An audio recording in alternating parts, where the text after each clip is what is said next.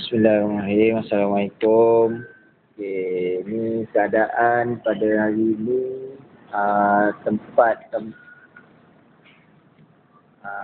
Kelas berada di Lakin, Terminal Lakin Central. Okay.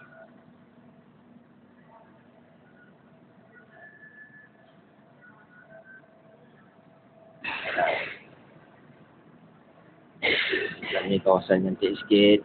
Ni salah seorang kita punya kelas. Okey, datang jauh ni daripada Kuala Lumpur. Alright. Okey, sebelum tu kita cuba tanya dengan kelas kita pada hari ni. Encik Syam kita berkenaan indikator daripada Nazar FTT ni, apa dia punya komen, pandangan dia setelah dia berjumpa dengan Nazar FTT untuk hadirkan diri untuk kelas Pelangi MA. Okay, so kita cuba tanya komen dia pada hari ni. Alright, Cik Syam kita. Terima kasih banyak-banyaklah kepada saudara Nazar kan, sebab mengenalkan saya dengan teknik Pelangi. Alhamdulillah lah nampak jelas kan, nampak insyaAllah rasanya boleh play dengan lebih confident. Terima kasih. Okay. So kita pergi kepada salah seorang lagi kelas kita pada hari ini, Cik Hafiz. So tengok apa komen dia setelah dia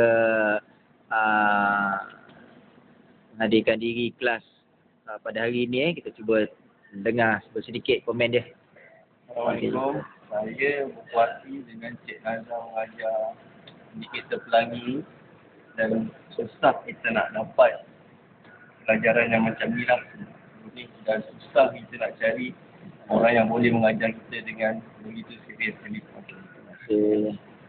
Okey, Cik Hafiz.